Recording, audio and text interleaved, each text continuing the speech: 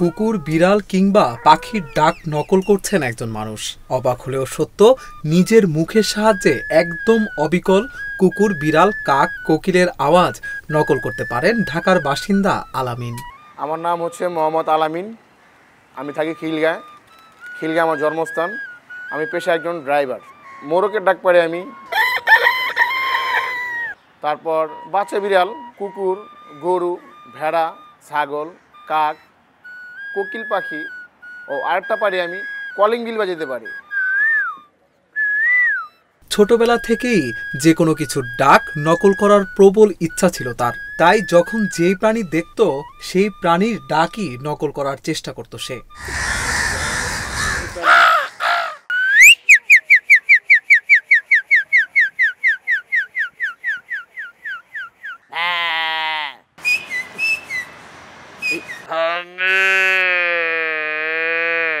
শুধু পশু পাখির ডাক নকল করা না, বিভিন্ন আঞ্চলিক ভাষাসহ আরো নানা বিষয়ে পারদর্শিতা আছে আলামিনের। আসসালামু আলাইকুম ভাই, ভালো আছেন নাকি?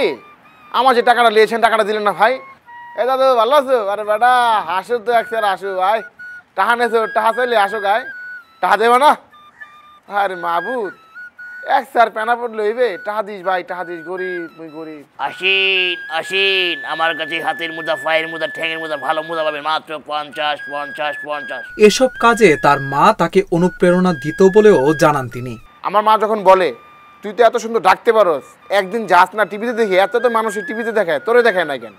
তখন আমি চিন্তা করলাম আমার মা যেহেতু বলছে আমি ডাকতে পারি, ডাক হয়, কিন্তু আমি তখন থেকে ডাকা শুরু করলাম, আসলে এটা ডাকি। তার এই ভিন্নধর্মী প্রতিভা নিয়ে মজার কোনো অভিজ্ঞতা আছে কিনা জানতে চাইলে তিনি বলেন, অনেক পোলাপান রাস্তা থাকে, ধরার পরে কয় কাকা মামা একটা কাকের ডাক দেন, অন্তত একটা কাকের ডাক দেন। তখন কাকের ডাক দিলে আমি 10 টাকা দিবা আমারে, তো 10 টাকা দিলে কাকের ডাক দিমু। কয় হ্যাঁ দিমু দিমু দিমু। পরে কাকের ডাক দিলে পরে আর তো দেয় না, কয় কাকা খুব ভালো লাগছে, পরে বাচ্চাগুলো দৌড়ায় যায়। এটা কাছে ভালো লাগে, এটা দুষ্টামি করি, ফানি করি। এমন একটি ভিন্নধর্মী প্রতিভা থাকা সত্ত্বেও প্রাতিষ্ঠানিকভাবে এর প্রচার বা ব্যবহারের সুযোগ পাননি আলামিন।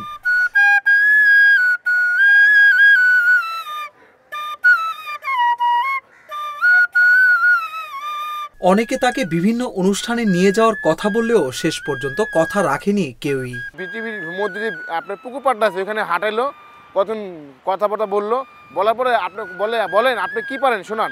এখন তো ভাই আমি শুনাইলাম অনেক কিছু, শোনানোর পরে ওর লোক তো হাসতেছে, হাসা পরে ঠিক আছে আপনাকে আমি জানাইতেছি। তো জানানোর পরে ভাই যে 2011 সাল, এখন 2025 সাল, এখনও জানাইতে আছে, আমাকে কখনো বলে নাই ভাই আসেন আপনার কাজ করি।